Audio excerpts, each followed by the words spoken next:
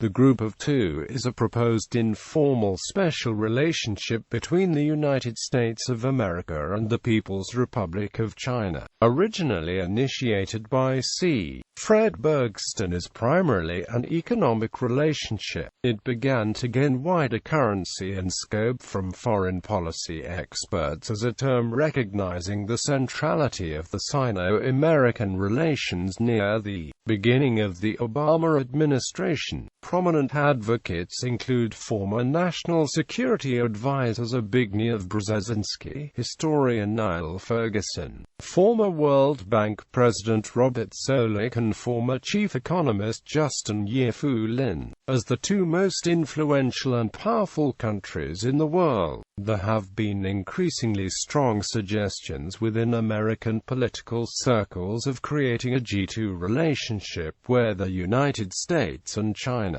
would work out solutions to global problems together. One possible reason for the G2's creation is to prevent another Cold War. History. The concept of a G2 was first raised by noted economist C.Fred Bergsten in 2005. In 2009, Bergsten made the following arguments for such a relationship. The two together accounted for almost one-half of all global growth during the four-year boom prior to the crisis. They are the two largest economies. They are the two largest trading nations. They are the two largest polluters. They are on opposite ends of the world's largest trade and financial imbalance. The United States is the largest deficit and debtor country while China is the largest surplus country and holder of dollar reserves, and they are the leaders of the two groups, the high-income industrialized countries and the emerging markets, developing nations, that each now account for about one-half of global output.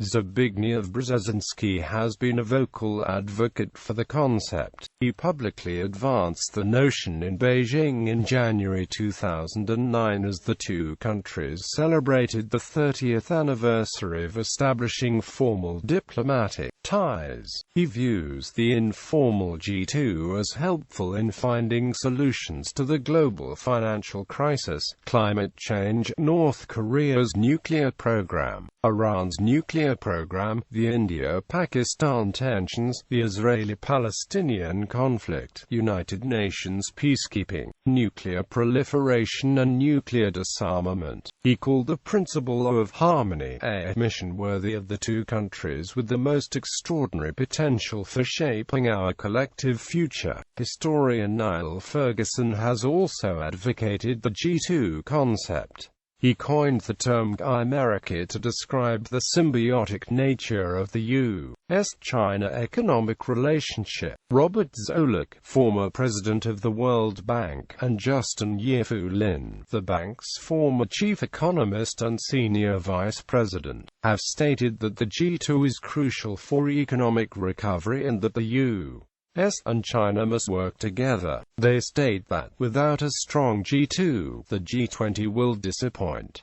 While widely discussed, the concept of a G2 has not been fully defined. According to Brzezinski, G2 described the current realities, while for former British Foreign Secretary David Miliband, a G2 could emerge in the foreseeable future. Miliband proposes EU integration as a means to create a potential G3 that consists of the United States, China and the European Union. President Barack Obama and former United States Secretary of State Hillary Clinton have been very supportive of good relations between the two countries and more cooperation on more issues more often.